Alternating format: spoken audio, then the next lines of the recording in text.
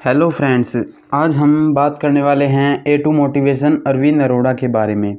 अगर अभी आप YouTube शॉर्ट्स ओपन करके देखोगे तो आपको हर दूसरी या तीसरी video A2 motivation Arvind Arora की ही देखने को मिलेगी। तो आज मैं आपको बताऊंगा कि उन्होंने इतने कम समय में ये मुकाम कैसे हासिल किया। इनका जन्म राजस्थान के एक छोटे से शहर सूरतगढ़ में हुआ। 2021 में इनकी एज लगभग 35 ईयर्स है। इनके पिताजी शॉपकीपर हैं और माताजी हाउसवाइफ। तो स्कूल से आने के बाद अरविंद अरोड़ा भी अपने पिताजी की दुकान ही संभाला करते थे। तो एक बार अरविंद अरोड़ा अपनी नानी के घर गए हुए थे। वहाँ पर उनकी नानी ने पूछा कि तुम बड़े होकर क्या करोगे। तो उनके मामा बोले कि ये तो अपनी दुकान ही संभालेगा और क्या करेगा।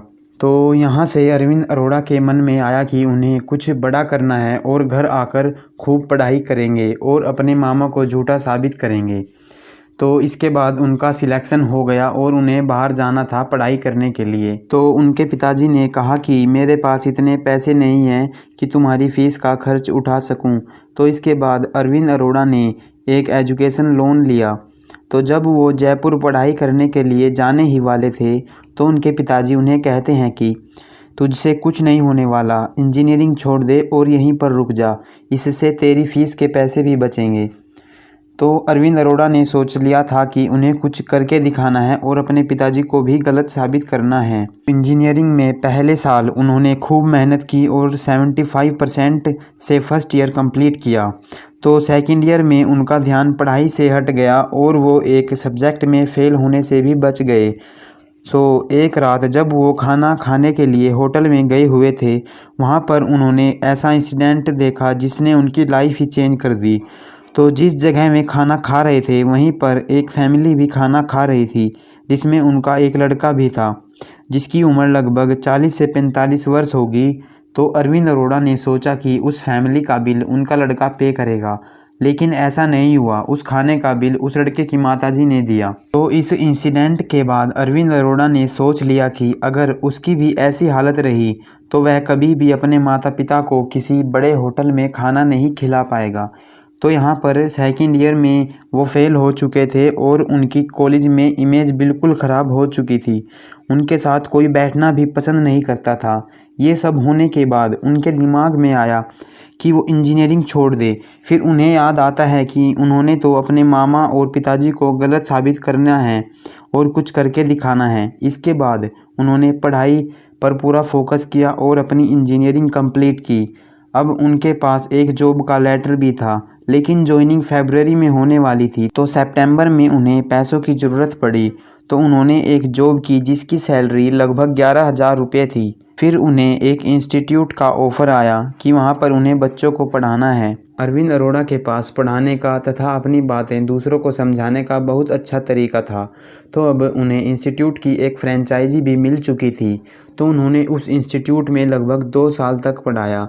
जब इंस्टीट्यूट काफ़ी अच्छा चल रहा था तो उनका पार्टनर बोला कि अब उसे अरविंद अरोड़ा की कोई ज़रूरत नहीं है, अब वह इंस्टीट्यूट को अकेला चलाएगा। तो अरविंद अरोड़ा के जाने के बाद वो इंस्टीट्यूट 6 महीने में ही बंद हो गया और अब अरविंद अरोड़ा के पास भी केवल 8,000 रुपये ही बचे थे। फिर उन्हें एक और इंस्टीट्यूट का ऑफ़र आता है और वे उन्हें केमिस्ट्री पढ़ाने के लिए कहते हैं। तो अरविंद अरोड़ा उन्हें कहते हैं कि उन्हें केमिस्ट्री पढ़े 10 साल हो चुके हैं, वो ये नहीं पढ़ा पाएंगे। तो इंस्टीट्यूट वाला उन्हें कहता है कि तुम्हारा पढ़ाने का तरीका बहुत अच्छा है, मैंने तुम्हारी डेमो क्लासेस देखी हैं, तुम बच्चों को बहुत अच्छी तरह समझाते हो। तो यहाँ पर अरविंद अरोड़ा उसकी बातों से बहुत मोटिवेट होते हैं और यूट्यूब पर केमिस्ट्री की क्लासेस देखकर एक डेमो क्लास तैयार करते हैं और यहीं से ही उनकी लाइफ में यूट्यूब की एंट्री होती है। जब वो डेमो क्लास देते हैं तो 15 बच्चों में से 14 बच्चे उस इंस्टीट्यूट में एडमिशन ले लेते हैं। इससे इंस्टीट्यूट का ओनर काफ़ी खुश होता है और कहता है कि अब वे दोनों मिलकर पार्टनरशिप में काम करेंगे। तो इसके बाद उन्होंने सोचा कि वो केमिस्ट्री तो पढ़ाते ही हैं, क्यों न उसे रिकॉर्ड करके यूट्यूब पर अपलोड किया जाए।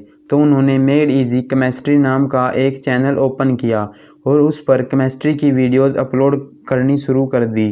तो उस टाइम उन्हें यूट्यूब से अच्छा रिस्पॉन्स नहीं मिला, फिर भी वे लगातार वीडियोज़ अपलोड करते गए और उन्होंने 6 से 7 महीनों में 2 या 3 हज़ार सब्सक्राइबर गेन कर लिए। तो कुछ समय बाद उनका चैनल अच्छा चलने लगा था। तो वो यूट्यूब से सिल्वर प्ले बटन भी जीत चुके थे। आपको याद होगा कि उस टाइम टिकटॉक पर केवल एंटरटेनिंग वीडियोस ही चलती थी। तो टिकटॉक ने अपनी इमेज अच्छी करने के लिए यूट्यूब के एजुकेटर्स को एक पार्टी में बुलाया कि वे लोग भी टिकटॉक पर एजुकेशन से रिलेटेड वीडियोस बनाएं। तो जब अरविंद अरोड़ा पार्टी में पहुंचे तो उन पर किसी ने ध्यान नहीं दिया। इसके बाद उन्होंने टिकटॉक पर शॉर्ट वीडियोस डालनी शुरू कर दी। तो अब उनके टिकटॉक पर 7.2 मिलियन फॉलोअर्स हो चुके थे। तो भारत सरकार ने टिकटॉक बैन कर दिया, लेकिन उन्होंने फिर भी शॉर्ट वीडियोस रिकॉर्ड करनी नहीं छोड़ी। वो वीडियोस बनाते गए। उन्होंने लगभग 500 वीडियोस बना ली थी। टिकटॉक बैन होने के बाद यूट्यूब, फेसबुक, इंस्टाग्राम भी शॉर्ट वीडियोस के लिए प्लेटफॉर्म लॉन्च करने ही वाले थे और अरविंद अरोड़ा भी 500 वीडियोस के साथ तैयार थे। फिर जैसे ही यूट्यूब शॉर्ट्स लॉन्च हुआ तो उनका चैनल रातों रात बूस्ट करने लगा और उन्होंने 4 महीनों में ही 4 मिलियन सब्सक्राइबर बना लिए और आज उनके लगभग 7 मिलियन सब्सक्राइबर हैं। तो कमेंट में ज़रूर बताना कि आपको उनकी लाइफ की ये स्टोरी कैसी लगी।